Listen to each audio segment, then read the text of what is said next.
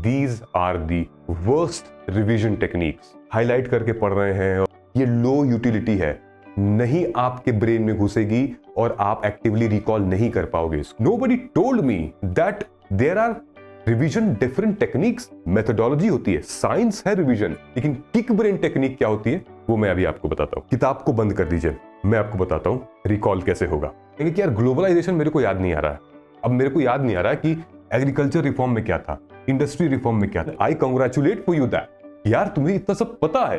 क्या नहीं पता है? Don't revise in same order. अगर आपने लक्ष्मीकांत शुरू से लेकर एंड तक ऐसे नोट्स आपने बनाए हैं तो इसको ऐसे मत रिवाइज करो मेरे दोस्त। रिवाइज करते टाइम पर इन दोनों को हम प्रायोरिटी पे रखेंगे। इंपॉर्टेंट आपको PYQ से पता चलेगा, डिफिकल्टी आपको टेस्ट देकर पता चलेगा। जय हिंद दोस्तों। अगर आप सिलेबस को या सब्जेक्ट को या फिर जो आप नोट्स बना रहे हो उसको रिवाइज करने के लिए ये सारे मेथड्स और टेक्निक्स यूज कर रहे हैं तो माफ कीजिएगा, मुझे बहुत अफसोस के साथ बोलना पड़ रहा है, these are the worst revision techniques. आप इन टेक्निक्स को फॉलो करके रिवाइज कर रहे हो तो आप शायद अपने मॉक टेस्ट में अच्छा परफॉर्म नहीं कर पाओगे और इवेंचुअली आप अपने एग्जाम में भी फेल हो सकते हो। ये मैं नहीं कह रहा हूं, ये साइंटिस्ट कहते हैं, ये रिसर्चर्स कहते हैं कि ये पैसिव लर्निंग जो है हमारे रिवीजन करने के लिए ये बहुत ही खतरनाक है। प्लीज इनको यूज मत करिए। खुद ही देख लीजिए कि किस तरीके से अगर आप रिवाइज करना चाह रहे हैं और आप लेक्चर के फॉर्म में करेंगे, सिर्फ 5% रिटेंशन है इसका। रीडिंग करेंगे, रीड करता हूं, 10% रिटेंशन है। ऑडियो और विजुअल 20% रिटेंशन है और लाइव डिमॉन्स्ट्रेशन मतलब कि जो आजकल आप लाइव एक्सपेरिमेंट देखते हो, लाइव यूट्यूब पे कुछ चीजें चल रही हैं, उनका 30% रिटेंशन है। अब यूपीएससी के एग्जाम में 30% से तो काम नहीं चलेगा ना, 5% से तो काम नहीं चलेगा ना। टेस्ट में जब मार्क्स कम आते हैं, उदास हो जाते हैं हम, एग्जाम फेल हो जाते हैं, तो दोष किसको देते हैं? अपने आप को देने लगते हैं। नहीं, इन मेथड्स को दीजिए जिनको आपने फॉलो किया था। ये गलत मेथड्स हैं। इन मेथड्स को यूज करके बिल्कुल हमारा एग्जाम नहीं निकलेगा, क्योंकि रिटेंशन पावर जो है वो बिल्कुल ही नहीं है। चाहे आप कितना कॉम्प्लान पी लीजिए, चाहे कितना मल्टीविटामिन खा लीजिए, चाहे कुछ भी कर लीजिए, ये नहीं हो पाएगा। तो सही तरीका क्या है? मैं आपको इस वीडियो में टॉप बेस्ट रिवीजन टेक्निक्स बताऊंगा जिसकी मदद से आप अपने एग्जाम में काफी अच्छा स्कोर कर सकते हैं, कॉन्फिडेंस फील कर सकते हैं और अपने प्रिपरेशन को एक नई दिशा दे सकते हैं। दोस्तों, इस रिवीजन टेक्निक में ना ये पैटर्न लोग फॉलो कर रहे हैं। मतलब कि ये एक साइंटिस्ट हैं जिन्होंने फॉरगेटिंग कर्व नाम का एक थियरी प्रोड्यूस की थी। 1885 में इनका नाम था हर्मन एडिंगहॉस, जर्मन साइकोलॉजिस्ट थे। उनका कहना है कि ये जो आप कर्व देख रहे हो, ये कर्व है रिटेंशन का। नीचे वाला जो कर्व है, ये कर्व है हमारे वीक्स का। मतलब आज 19 तारीख को अगर आप कुछ भी पढ़ रहे हो तो अगले 19 जनवरी को आप भूल जाओगे, लगभग 5% आपको याद रहेगा। तो सोच के देखो कि तुमने आज 6 घंटे दिए पढ़ाई में और ये 19 जनवरी को सिर्फ और सिर्फ 5% याद है, तो मतलब आपका ये आज का 6 घंटा एकदम बर्बाद हो गया है। मैं आपका टाइम बर्बाद होते नहीं देख सकता। Please stop wasting your time to follow these crap revision techniques. कैसे करना है मैं आपको बताता हूं। ये देखो, लोग हाईलाइट करते हैं, हाईलाइट करके पढ़ रहे हैं और उस रिवीजन को एक टूल बना रहे हैं कि भाई ऐसे हो सकता है। नहीं होगा, ये लो यूटिलिटी है, नहीं आपके ब्रेन में घुसेगी और आप एक्टिवली रिकॉल नहीं कर पाओगे इसको। दूसरी चीज, हाईलाइट तो हो गया, अब क्या है भाई? रीडिंग। चलो एक बार लक्ष्मीकांत खत्म कर ली, फिर से पढ़ लेते हैं, रिकॉल हो जाएगा। बैड, नहीं हो पाएगा, ये लो यूटिलिटी है। ठीक है, आपका टाइम वेस्ट हो रहा है मेरे दोस्त, मत करो प्लीज। मैं आपसे बता रहा हूं रिवीजन क्यों इंपॉर्टेंट है। रिवीजन इसलिए इंपॉर्टेंट है क्योंकि इतना बड़ा सिलेबस है, कैसे हम कंसोलिडेट करेंगे, कैसे हम अपने 1000 पेज के नोट्स को 300 के पेज को 30 पेज में कन्वर्ट करेंगे। भाई रिवीजन के थ्रू ही तो करेंगे, कंसोलिडेट करना होता है ना। रिवीजन के थ्रू आइडेंटिफाई कर सकते हैं अपने वीक एरियाज को। कैसे? अभी मैं आपको लाइव करके बताऊंगा। ठीक, एक्टिव रिकॉल और कॉन्फिडेंस बढ़ता है। आखिर एक्टिव रिकॉल किस चिड़िया का नाम है? अभी बताते हैं। कॉन्फिडेंस कैसे बूस्ट होगा? अभी बताते हैं। ठीक है, improve accuracy and concept clarity, है ना, किस तरीके से हमारे कंसेप्ट की और क्लियर होते जाएंगे। ठीक है, याद है आपको, आपके आसपास कई लोग ऐसे होते हैं जिनकी मेमोरी बहुत शार्प होती है, मेमोरी बहुत तेज होती है, ठीक है। ये देखो, मेरा भी यही हाल हुआ करता था जब मैं स्कूल कॉलेज में था। तो भाई साहब, मतलब टीचर तो मेरे पीछे पड़ गए कि तेरे को कुछ नहीं आता, तेरे को कभी कोई याद ही नहीं होता है, गधे हो, ये हो, फलान हो, ढिकान हो, कैसे करोगे, समझ में नहीं आ रहा। और मेरे पापा मम्मी तो और मतलब लिख के पढ़ो, पढ़ो, देखो, लिखो। Nobody told me that there are revision different techniques, methodology होती है, साइंस है रिवीजन। ब्रेन में घुसने के लिए बॉर्नवीटा से नहीं आएगा, दौड़ने से नहीं आएगा, आएगा किस चीज से? टेक्निक से, तरीका है उसका, ठीक है, उस तरीके से हमें आएगा। आपके भी यही स्टेज होती है, आप भी सर पकड़कर बैठ जाते होगे, है ना, मुझे पता है, हम लोग जा चुके हैं इस दौर से। सो याद है आपको, मैंने ये ट्राइंगल आपको दिखाया था, इस ट्राइंगल को अब कंप्लीट करते हैं। ये है वो कंप्लीट ट्राइंगल जहां से आपको टॉप 3 रिवीजन टेक्निक्स के बारे में पता चलेगा। ये एविडेंस बेस्ड प्रूफ्ड है, इनकी मदद से लोगों ने एग्जाम क्रैक किया हुआ है, अपने रिटेंशन पावर में ग्रोथ देखी हुई है। आप भी देखोगे, मुझसे प्रॉमिस करो, आज से तुम ये अप्लाई करना शुरू करोगे, because I care for you. और वीडियो को अगर आपने यहां तक देख लिया है तो एक बार सब्सक्राइब बटन क्लिक कर दीजिएगा, क्योंकि अब जो इसका सेकंड हाफ वाला वीडियो है, it's going to be game changer only for you. जो लोग इस वीडियो को एंड तक देख रहे हैं, मैं उनके लिए वीडियो नहीं बनाता जो 1 या 2 मिनट तक वीडियो देखते हैं। एंड तक देखोगे, आपको एक बोनस टिप और मेरे तरफ से एक स्मॉल गिफ्ट और रिवॉर्ड मिलने वाला है। सबसे पहले ये देखते हैं, एक्टिव रिकॉल किसको कहते हैं? ये एक्टिव रिकॉल दोस्तों, डिस्कशन करने से 50% रिटेंशन, टेस्ट देने से 75% रिटेंशन, दूसरों को पढ़ा देने से 90% रिटेंशन होता है। 90%। मैं आपको कुछ दिखाना चाहता हूं, इसीलिए सबसे पहले तो मैं आपको आपके रिवीजन को और स्ट्रॉन्ग करने के लिए मैंने मार्गदर्शन आईएएस बाय सिद्धार्थ भैया हैज लिटरली लॉन्च्ड इस test series. Test test test देने से हमारी रिवीजन की जो स्ट्रेंथ है, जो कॉन्फिडेंस है, वो बूस्ट हो सकती है। मैं आपको भी बताता हूं वो 3 बड़े मेथड्स। उन 3 बड़े मेथड को आप अचीव कर सकते हो टेस्ट सीरीज के थ्रू। टेस्ट सीरीज जो कि आपके कॉन्फिडेंस को, आपकी गलतियों को सुधारेगी। कैसे करना है, एनरोल कैसे करना है, ये देखो। पहले ये ऑफर प्राइस था लगभग 999 का, ठीक। फिर हमने 3999 का इसको लॉन्च किया था, 3999 का ही था, लेकिन सिर्फ ये क्रिसमस और न्यू ईयर के लिए ओनली फॉर 2499। आप आज ही जाएं नीचे, इसको आज ही मतलब ले आइए। इंपॉर्टेंट है, क्यों? क्योंकि यहां पर लेवल्स बने हुए हैं, practice, revise and repeat. Level 1 NCERT 500+ questions जो कि फाउंडेशन आपके स्ट्रॉन्ग करेंगे, और दूसरा लेवल 2 पीवाईक्यू इंस्पायर्ड, जितने भी प्रीवियस ईयर क्वेश्चन पेपर आए हैं सेम लाइन एंड लेंथ पे हमने क्वेश्चंस क्रिएट किया हुआ है, ठीक है। टॉपिक 3 टॉपिक वाइज है, मतलब fundamental right, writ, monetary policy या फिर ओशनोग्राफी, टॉपिक बेस्ड क्वेश्चंस हैं अलग अलग। फिर उसके बाद सीसैट के क्वेश्चंस हैं। लेवल 5 सिम्युलेट प्रीलिम्स, 10 एफएलटीज हमने यहां पे दिए हुए हैं। बेनिफिट क्या है इस कोर्स का, मतलब इस टेस्ट सीरीज का, कि जैसे जैसे आप एक टेस्ट दोगे वैसे वैसे हमारे साथ एक ग्रुप डिस्कशन होगा टेस्ट के ऊपर। यार कोई नहीं देता ग्रुप डिस्कशन, कोई नहीं देता। टेस्ट के लिए इंपॉर्टेंट है, क्योंकि मैं चाहता हूं अगर आप हमारा दिया हुआ कुछ भी अगर आप यूज कर रहे हैं तो हम उस पर एक ग्रुप डिस्कशन करेंगे, because I want result from you. बहुत सारे ऐसे बच्चे हैं जो अकेले पढ़ते हैं, उनकी कोई गाइडेंस नहीं है, कोई मेंटोरशिप नहीं है, ना उनके पास कोई जाता है। वो सबके पास जाते हैं लेकिन उनसे कोई पूछता नहीं है। उनके लिए मैंने ये guidance program combo batch launch किया है, जो सिर्फ और सिर्फ 7999 के लिए है। सिर्फ इस नंबर पे आपको कॉल करके रजिस्टर करना है। कॉल करिए, आज ही आप इसको ले जाइए। आज से अपनी, और जनवरी का इंतजार मत करना कि नहीं जनवरी में शुरू करेंगे देखेंगे, नहीं, एक्शन लीजिए तुरंत, क्योंकि अब टाइम नहीं है हमारे पास। ये देखिए, जो टेस्ट सीरीज मैंने अभी आपको बताया था, उसी के साथ साथ ये पर्सनल गाइडेंस प्रोग्राम भी है। ये जो एक्टिव रिकॉल, ये रिवीजन की स्ट्रैटेजी, ये किस तरीके से हम पीवाईक्यू के एनालिसिस करेंगे, कैसे हम एग्जाम हॉल की स्ट्रैटेजी बनाएंगे। पूरा 1 साल की पढ़ाई एक तरफ, एग्जाम हॉल की पढ़ाई एक तरफ, बॉस बहुत इंपॉर्टेंट है। इस नंबर पे आप कॉल कर सकते हो, 7999 में ये अभी अवेलेबल है। नीचे दिए हुए नंबर पे कॉल करिए, व्हाट्सएप करिए, डायरेक्टली आप आज ही इसको एनरोल करा सकते हो। आज से आप शुरू कर सकते हो। Right now the game will change in just 1 day. देखो, सबसे इंपॉर्टेंट 3rd मेथोडोलॉजी है माइंड मैप। ये आप देख रहे हो, ये माइंड मैप ये मेरा नहीं है, लेकिन मैंने बताया है किसको, अपने एस्पिरेंट्स को, अपने जो पेड मेंटरशिप प्रोग्राम में हमारे हैं उनको बताया है कि कैसे करो।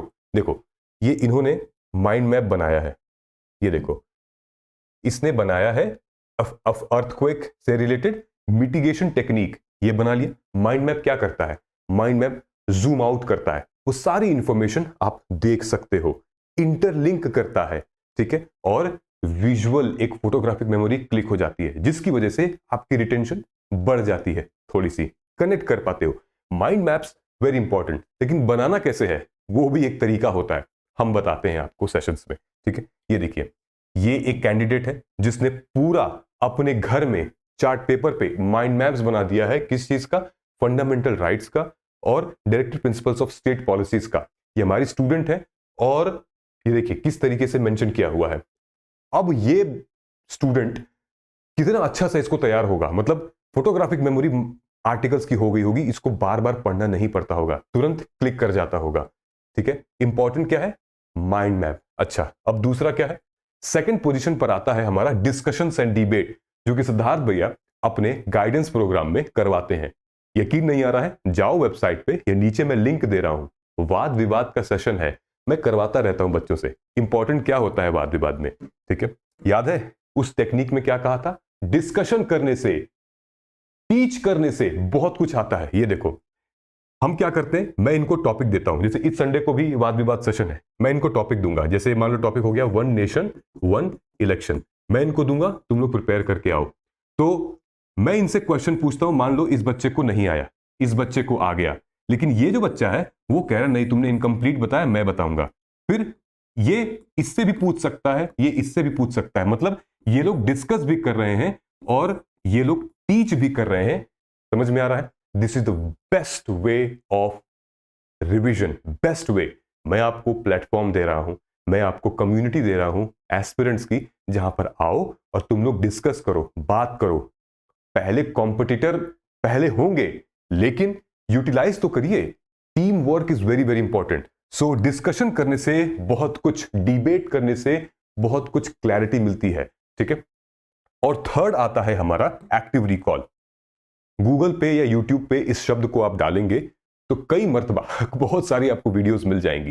Active recall, yes this is true, scientifically proven है। अगर आप एक्टिव रिकॉल की स्ट्रैटेजी को फॉलो कर रहे हैं तो भाई मतलब बल्ले बल्ले, मतलब मजा आ गया। लेकिन यूज कैसे करना है मैं आपको बता रहा हूं।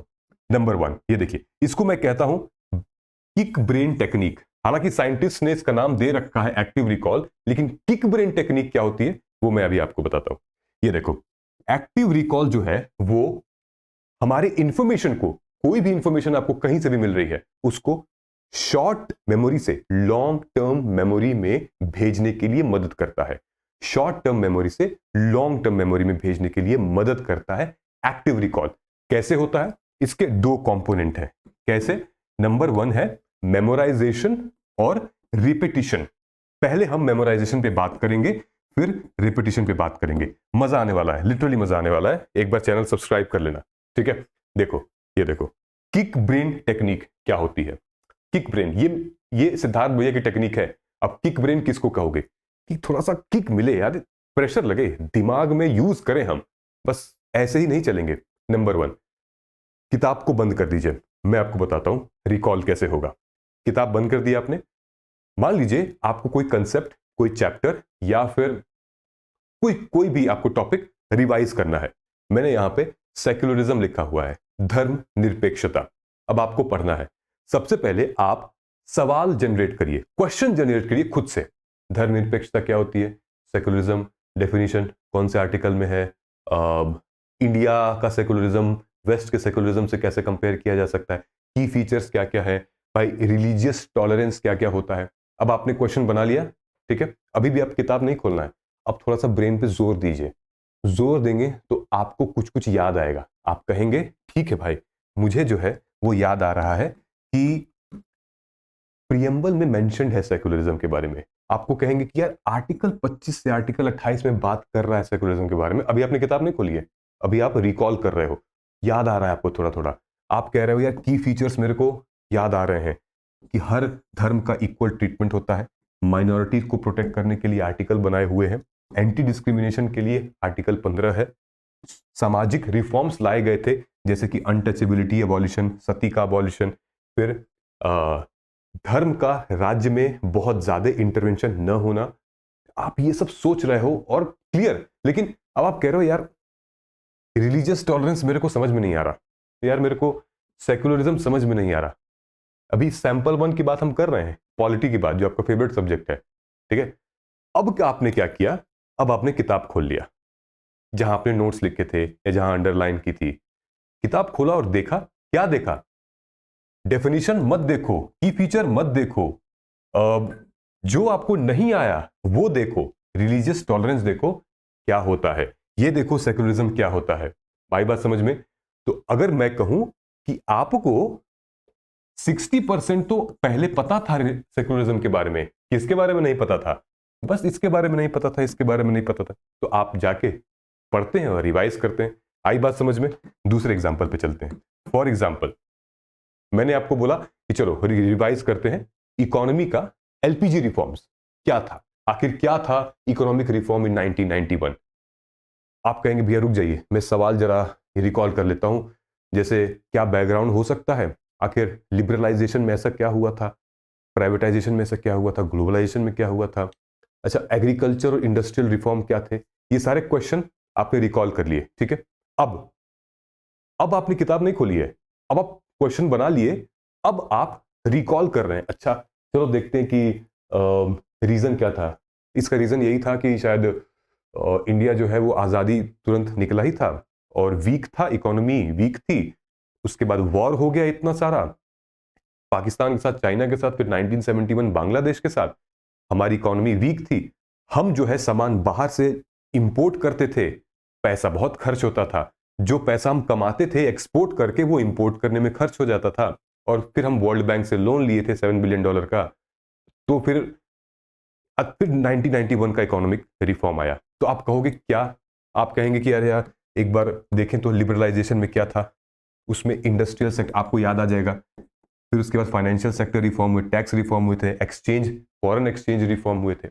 आपको याद आ जाएगा प्राइवेटाइजेशन में तो वो सरकार ने, मतलब सरकारी पोजीशन पे जो लोग बड़ी बड़ी कंपनियों में बैठे थे वो हट गए, उनकी जगह प्राइवेट कंपनीज वाले आ गए, तो जितनी भी सरकारी कंपनियां थी वो प्राइवेट में तब्दील हो गई थी। अब आप कहेंगे कि यार ग्लोबलाइजेशन मेरे को याद नहीं आ रहा है, अब मेरे को याद नहीं आ रहा है कि एग्रीकल्चर रिफॉर्म में क्या था, इंडस्ट्री रिफॉर्म में क्या था, फैक्टर्स क्या थे इनके, हाई सर्विस सेक्टर इतना तेजी से कैसे बूम हुआ था। तो अब आप अपना नोट्स खोलेंगे और क्या देखोगे नोट्स से, बताओ? क्या आप ये देखोगे प्राइवेटाइजेशन, क्या आप ये देखोगे बैकग्राउंड, ये देखोगे?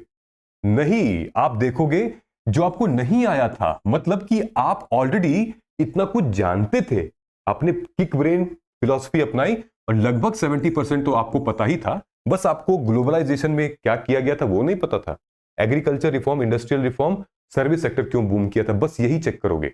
यही होता है एक्टिव रिकॉल। इसकी वजह से अब आपको पता चल गया कि मुझे कितना पता है एक पर्टिकुलर टॉपिक से, जिसके थ्रू जो नहीं पता है अब मैं उस पर फोकस करने वाला हूं, तो हमारा टाइम बचेगा, बजाय कि मैं पूरा पढ़ूंगा। अब देखो सैंपल 3 हमारा है स्कीम्स। स्कीम्स में बहुत इंपॉर्टेंट होता है, जैसे मान लो मनरेगा है, भाई मनरेगा को क्यों लॉन्च किया गया था, अभी तुमने किताब नहीं खोली है, आई बात समझ में? मनरेगा को क्यों लॉन्च किया गया था, दूसरा कि मनरेगा कौन सी मंत्रालय के अंदर आता है, उसके की फीचर्स क्या थे, ठीक है, और कौन लाभार्थी हैं, बेनिफिशियरीज कौन से थे। दिमाग पे जोर डालो, किक ब्रेन, किताब नहीं खोली अभी भी, आपने सोचा अच्छा 2005 में मनरेगा आया था, 100 डेज गारंटी एम्प्लॉयमेंट, ओके ठीक है, फिर कौन से मंत्रालय के अंदर आता है, अच्छा social justice and empowerment, okay ठीक है, बेनिफिशियरीज कौन से आपको पता चल गया, फिर की फीचर्स आपको पता चल गए कौन से, ठीक है। लेकिन आप कह रहे हैं यार मेरे को चैलेंजेस नहीं पता हो पा रहे हैं, आखिर चैलेंज क्या था, या फिर 2005 से लेकर 2024 तक कोई इनोवेटिव चीजें यूज हुई है उसमें, आपको नहीं पता है। भाई तुम्हें ऑलरेडी 90% तो पता चल गया है, ये सब पता चल गया है तुम्हें, ये and I congratulate for you that, यार तुम्हें इतना सब पता है। क्या नहीं पता है? Challenges, innovation. तो आप किताब खोलो, नोट्स खोलो, जाओ देखो, पढ़ो, एक्टिव रिकॉल हुआ ना यहाँ पे। इंपॉर्टेंट क्या है यहाँ पे, देखिए ये जितना तुमने किया है, ठीक है, ये जितना तुमने किया है ये है एक्टिव रिकॉल, यानी कि मेमोराइजेशन किया है। हमने यहां पे बात की थी ना मेमोराइजेशन, अब तुमने मेमोराइजेशन किया है। अब रिपीटिशन कैसे होगा, ठीक है। ये जितना भी लाल वाला है कि तुमको नहीं आ रहा था, ठीक है, तो तुमने क्या किया, तुमने ये टेक्निक अपनाई फॉरगेटिंग कर्व, ठीक है। तुमने कहा कि जब मैं एक महीने में चीजें भूल जा रहा हूं तो क्यों ना मैं एक महीने में लगभग 3 बार रिवाइज कर लेता हूं। तो जो तुम भूल रहे थे उसको तुम मान लो 19 तारीख को तुमने पढ़ा, तो भाई 21 तारीख को एक बार रिवाइज कर लो, फिर उसके बाद लगभग 29 तारीख को कर लो, फिर उसके बाद एक और कर लो, लगभग 10 जनवरी को कर लो। देखो ये 3 रिवीजन से तुम्हारा फॉरगेटिंग कर्व यहां पहुंच गया और एक टाइम पे यहां था। ये डिफरेंस देख रहे हो, मतलब रिटेंशन जो है वो लगभग आपका 80 to 90% हो गया, ठीक है। और बीच बीच में अगर सिद्धार्थ भैया जैसा प्लेटफॉर्म मिल जाता है आपके यहाँ, तो ग्रुप डिस्कशंस भी होगा, टेस्ट सीरीज भी होगी, वाद विवाद सेशंस भी होंगे, है ना। तो आपकी इंप्रूव हो सकती है। इसको कहते हैं स्पेस्ड रेपिटिशन। ये साइंटिफिकली प्रूवन है गाइज, मुझे आपको बताने की जरूरत नहीं है, आप जाके सर्च भी कर सकते हो, ठीक है। बोनस, जो बच्चे अब तक यहां पहुंच चुके हैं एक बार कमेंट करके लिख दीजिएगा जय हिंद, हम जीतेंगे। बोनस टिप क्या है, जो लोग, सिर्फ उनके लिए है जो लोग यहां तक पहुंच चुके हैं। Test series and mock test guys, ये बहुत इंपॉर्टेंट है हमारे पूरे पूरे पूरे प्रिपरेशन में। किस तरीके से हमारी पढ़ाई चल रही है, हमने इतने नोट्स बनाए हैं, हमने इतना पढ़ा है, रात रात भर हमने अपनी ऐसी तैसी करवाई है, आखिर किस तरीके से हम टेस्ट में परफॉर्म कर रहे हैं। तो टेस्ट को आप एनालिसिस करोगे, एनालाइज करोगे, ताकि उससे पता चलेगा कि टाइम मैनेजमेंट का आपका कैसा चल रहा है। फिर सेल्फ इंप्रूवमेंट गोल्स सेट करोगे, क्योंकि आपको पता चलेगा कि मेरी मिस्टेक्स कहां पे हैं, वीकनेस स्ट्रेंथ कहां पर है। फिर आप रिवाइज रिपीट करोगे और अपना स्कोर प्रीलिम्स में अच्छा करोगे, 20+, 10+, 15+, and I guarantee you this will help you. So please start doing it. Kick brain technique. अब करना क्या है हमें, बॉटम लाइन पर आते हैं।